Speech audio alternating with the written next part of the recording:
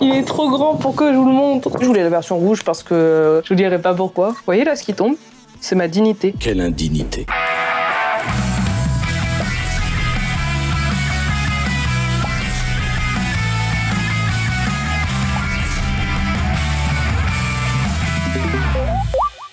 Bonjour et bienvenue dans cette nouvelle vidéo de Baguette Entertainment. C'est une vidéo que je voulais faire depuis longtemps, mais je voulais pas trop qu'elle soit rapprochée de celle de Chloé. De plus, je n'ai pas une aussi grande collection que Tessa ou Chloé. Mais aujourd'hui, je voulais vous présenter ma collection d'albums et goodies et lightsticks et membership que j'ai en ma possession. Mais avant que cette vidéo ne commence, je vous invite à liker la vidéo, à vous abonner et activer la cloche des notifications. C'est tout simplement un bordel contrôlé. Donc vous le savez, je suis fan de K-pop depuis 2018. Mais avant, j'étais fan de K-pop en 2012 avec NSYNC. Mais c'est en 2018 que j'ai repris. Et j'ai mis beaucoup de temps avant d'acheter des albums parce que c'est beaucoup d'argent et j'en ressentais pas spécialement le besoin. Sauf qu'en fait, ce genre de truc, ça se transforme en addiction. Et c'est un gros problème, je pense. On va dire que je suis relativement calme sur l'achat d'albums et de goodies en général. Surtout depuis que je suis allée en Corée. Commençons par le premier album. Je l'ai acheté avec Tessa et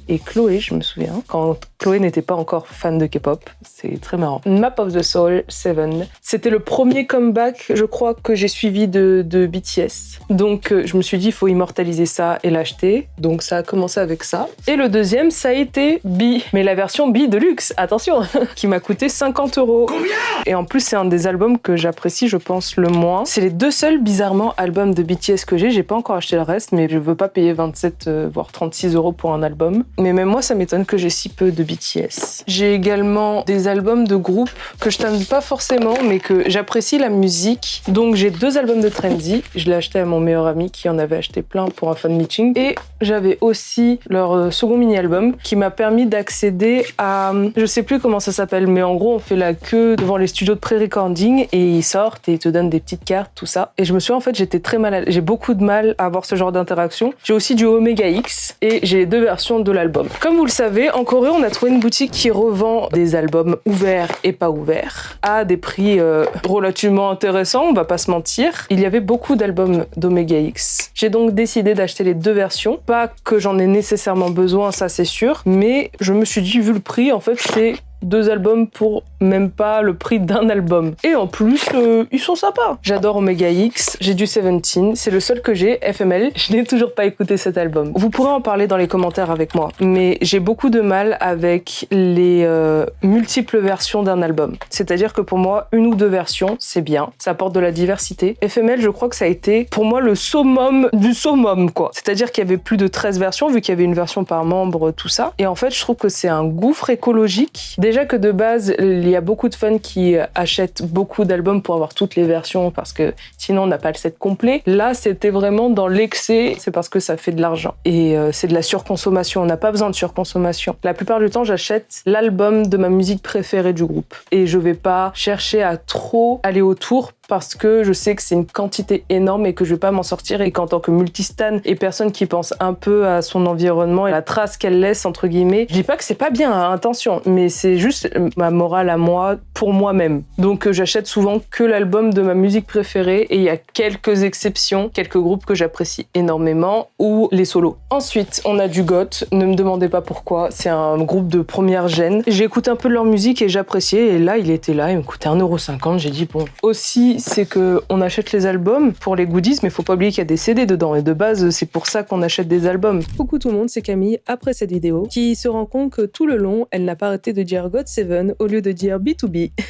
Et donc, maintenant, vous allez assister à une séquence où je vais remplacer tous les GOT7 par des B2B. J'ai également du B2B, mon album préféré que j'ai trouvé. C'est le seul que j'ai de B2B. Et celui-là, je l'ai eu à la boutique de la gentille petite dame. Il était ouvert, mais il était plein. Ce que j'apprécie énormément. Donc j'ai fait, bah je le prends. Il m'a coûté 2 €. Pour Six, j'ai acheté Hello, chapitre 3, qui est l'album de Jungle, ma musique préférée de CIX. Et donc dans cette même lignée, nous avons Chaos, de Victon, parce que Stupid O'Clock, SF9. Aussi, il faut se dire que la plupart là, des albums que vous voyez que je suis en train d'empiler et que je me rends compte que c'est dangereux, je les ai achetés en Corée à des prix réduits et je pense que je n'achèterai plus jamais d'album en France parce que on se paye notre tête. Et c'est pour ça que le dernier album que j'ai acheté et que j'achèterai en France, ce sera TXT, le Minisode 3, qui est pas du tout mon préféré, mais que c'est le seul que j'ai trouvé dans la Fnac à côté de chez moi, c'est grave quand même, et que je veux la collection complète de TXT parce que c'est un groupe que je suis depuis le début et que j'apprécie grandement leur musique et donc je me vois très mal ne pas avoir l'album de Runaway dans ma collection. Ensuite, alors nous allons parler d'un phénomène que je déteste qui se passe beaucoup en Corée. On va commencer avec ma collection de NCT. Ce qui s'est passé, c'est qu'un jour, en rentrant avec une pote d'un bar, d'un seul coup, je vois un gros carton devant moi et je vois un bout dépassé, mais j'arrive à lire Ilichi dessus. Et donc j'y vais et le carton est rempli, quand je dis rempli, c'est rempli d'albums, tous ouverts évidemment, il manque les photocards. Et en fait ça signifie que c'est des fans qui achètent, donc là on va pas se mentir, il y avait au moins plus d'une centaine d'albums, pour pouvoir accéder au fan meeting, parce que c'est comme ça qu'on accède au fan meeting, c'est au nombre d'albums que tu achètes. Coucou, c'est Camille de la post-prod. Là je parle d'un événement, un fan meeting, et ce n'est pas du tout un fan meeting, c'est un fan sign. La différence c'est que pour les fan meetings tu peux payer pour y assister, alors que pour les fan sign, tu dois acheter des albums en grande quantité. Et donc, plus tu achètes d'albums, plus tu as de chances de pouvoir y participer. Encore une fois, de la surconsommation, je déteste ça. Et en gros, une fois que le fan meeting, l'événement est passé, ça sert plus à rien d'avoir les albums. Donc ce qu'ils font, c'est qu'ils récupèrent les photocards qu'il y a dedans et ils jettent le reste dehors parce que ça n'a aucune valeur. Ça, c'est un comportement qui m'exècre au plus haut point et je peux pas, entre guillemets, sauver 120 albums à moi toute seule. Je n'ai pas l'espace de stockage même quand j'étais en Corée et même si j'avais pu, après, j'aurais pas pu les ramener en France pour les faire gagner, par exemple. Ensuite, j'ai eu ceux-là de NCT. Ensuite, j'ai eu les Atties. Donc, j'ai les 3 versions. Il n'y a pas les photocards, mais il y a tout le reste dedans. Et j'ai aussi eu du One Us. Ça m'a vraiment étonné. Et du P1 Harmony. Non, c'est pas l'album de P1 que j'ai trouvé. J'ai trouvé des merch par terre. Donc, ça fait que là, par exemple, j'ai 2 cartons. Ça a l'air rien comme ça, mais je vous jure que c'est très choquant et que je trouve que c'est presque un manque de respect pour les artistes dans le sens que oui, ils font plein de ventes et ils sont heureux, mais est-ce que c'est des vraies ventes dans le sens que la personne va avoir l'album chez elle et le regarder de temps en temps, tout ça? Non, là, ça veut dire qu'il y a 120 albums qui sont par terre jetés à la poubelle, quoi. L'album que je voulais de P1, c'est celui-là. Find Out, parce que ma chanson préférée, c'est Before the Dawn, une des meilleures B-sides de l'univers. Et vous, dites-moi ce qui vous gêne dans l'industrie, qui vraiment vous tient à cœur et que vous aimeriez changer ou voir changer.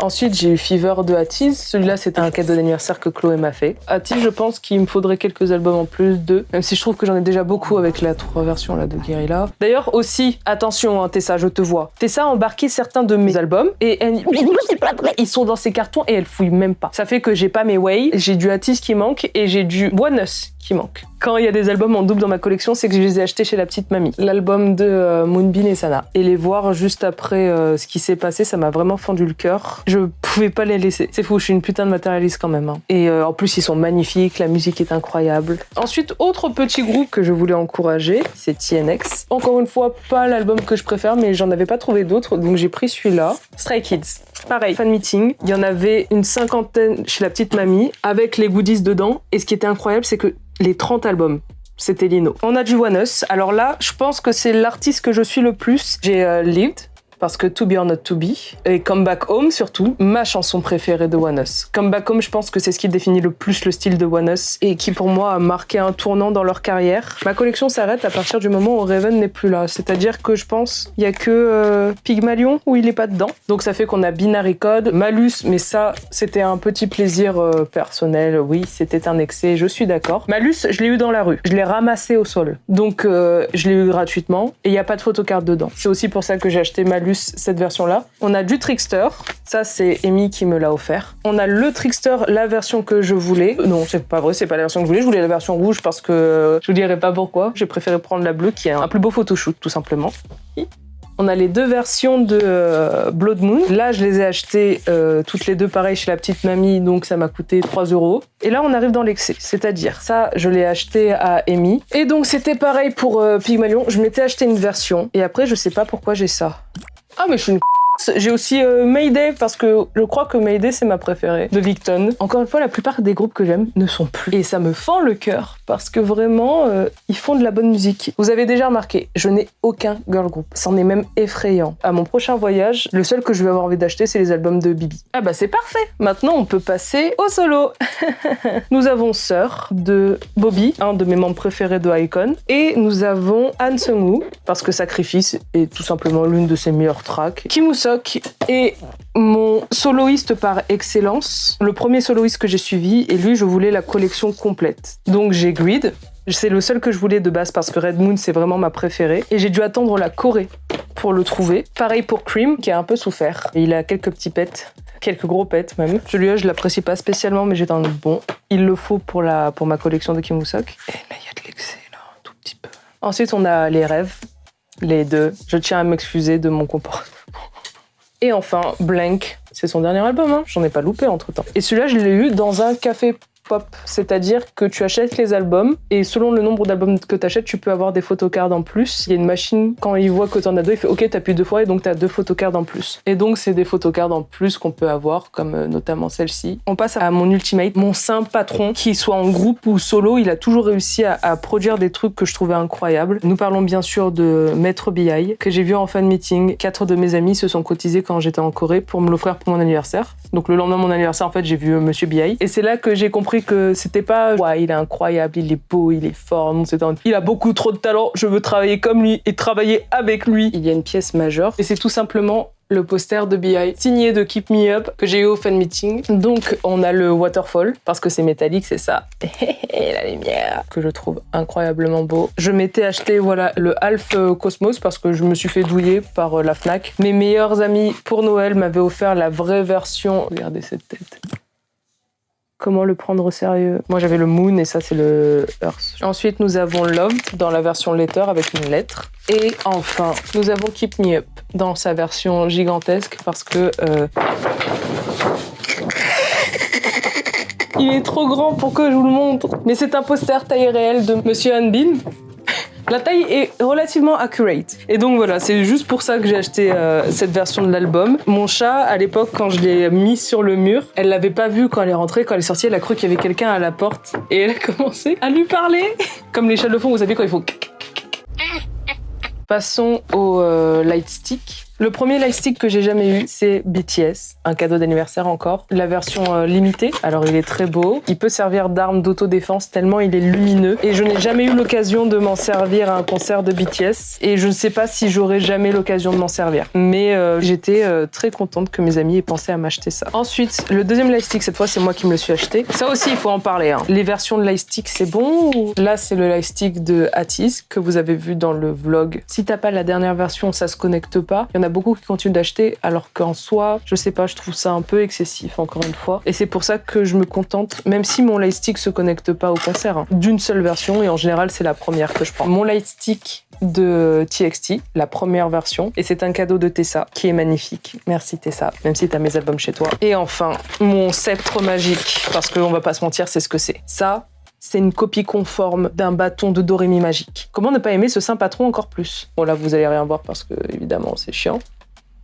C'est pour ça que ça ressemble à une baguette magique de Doremi. Ce qui est cool, c'est qu'on peut changer les billes. Je crois que tu peux en acheter en plus, mais tu peux les changer de sens. Moi, je les ai pas changées. C'est pour ça que je trouve que c'est l'un des plus beaux lightsticks de la planète. J'ai pas de blinder pour les photocards, mais j'ai beaucoup de photocards parce que il y a certains albums que j'ai achetés à des particuliers, notamment des albums de Kim Woo-seok. Et donc, ils m'ont donné plein de goodies à côté. J'étais en c'est cool, même si ça fait beaucoup de trucs que je me sers pas. Pour mon anniversaire, on avait pris ça aussi parce que c'était mignon. C'était Chimie, mais en fait, c'est un C, donc c'est Camille. Ça, c'est ce que j'ai fait pour Boys Planet quand j'y suis allée parce que j'encourageais Gunwook, Hanbin et Yeonbin. Après, en termes de merch, j'ai pas vraiment beaucoup, c'est-à-dire que là, j'ai quelques gobelets d'anniversaire que j'ai arrêté très vite de faire. Pareil, en Corée, c'est normal à chaque anniversaire d'idol que les fans organisent dans des cafés des événements et t'as des cups, photocards, tout ça. Et en fait, au bout d'un moment, je me suis dit, mais je vais mettre ça où? Et ça prend beaucoup trop de place et c'est du gâchis pour rien. Donc j'ai très vite arrêté. J'ai demandé à Amy quand il est allé à un pop-up de The Boys, de me ramener du merch en fait tout simplement. Donc j'ai des photosets et des photocards. Après il y avait des endroits où on pouvait faire aussi des trucs custom et derrière t'avais la signature d'un membre au hasard. Pareil, Hybe, ils nous ont donné une petite carte personnalisée. J'avais pris Mingyu. Adorable cette carte, je l'adore. Et je voulais la version rouge parce que je vous dirai pas pourquoi. Et ensuite, vraiment là où j'ai eu le plus de trucs et où je me suis dit, je vais pas faire ça tous les jours, c'est quand c'est la ZB1. Tout ça, c'est les bannières des fans que les fans te donnent en mode oui, soutien tel membre. Et donc j'ai tout ça de bannières. Et il y en avait certains qui faisaient des merch vraiment beaux. Il y a une personne qui m'a donné ça, c'est Ao. Et en fait, c'est un miroir. Et j'étais en mais c'est incroyable. C'est une chaufferette. Ricky. J'ai des mouchoirs Hiroto, j'ai des porte-clés AO en mode petit renard avec des gouttes, c'est des barrettes. Il y avait des bonbons, il y avait des stickers, enfin c'est adorable quoi. Mais on a trop. Ah regardez, j'ai ça aussi. J'aurais dû acheter le lightstick plutôt, parce que j'ai acheté ça, ça m'a coûté 15 000 won. Et le lightstick des Karat, après je l'ai trouvé, il était à 35 000 won quoi. Donc je me suis dit, ben j'aurais dû l'acheter, surtout que maintenant il fait plus de lumière. La membership de The B1, que j'ai payé une blinde sans aucune raison parce que j'étais en Corée et je l'ai payé au prix international parce que leur truc ne reconnaît pas les noms avec des accents, lol. C'était une membership qui était bien fournie et où t'en avais pour ton argent et pareil c'est le genre de truc que je referais pas parce que je suis en mode mais en fait ça me sert pas à grand chose, surtout que je suis pas en Corée parce que t'as des avantages quand t'as la membership quand t'es en Corée, mais quand t'es à l'international ça te sert à rien et c'est juste une boîte remplie de goodies quoi. Et enfin, l'arnaque, vous l'entendez déjà, du siècle. Comme vous le savez, je viens de vous le dire, Park Han-bin, je le soutenais. En plus, dans ce groupe, il y a Park Ji-ho, que je soutiens aussi énormément, il y a Keita, enfin, tout le groupe, il y a Chung-yeon en plus, faisait partie de ceux que je préférais de Boys Planet. Et je me suis dit, ben, je vais prendre leur membership parce que je veux les encourager, parce que je trouve que ce groupe mérite d'être encouragé. Il y a du talent, quoi. Je la paye, je crois, 30 000 won alors que je suis à l'étranger. Je la reçois, je suis en ouah, elle est trop belle et tout. Et là, je fais... Hein, ils m'auraient quand même pas envoyé une boîte où il y a presque rien dedans. Mais The B1, c'est petit, mais c'est paquet dedans. Il y a un mini rétroprojecteur pour des images. Alors que là, j'ai une boîte qui fait la taille de mon buste. Et dedans, quelle ne fait pas ma surprise, il y a rien dedans. Il y a une très jolie cup avec marqué Heaven, un big smiley. J'ai des petits stickers.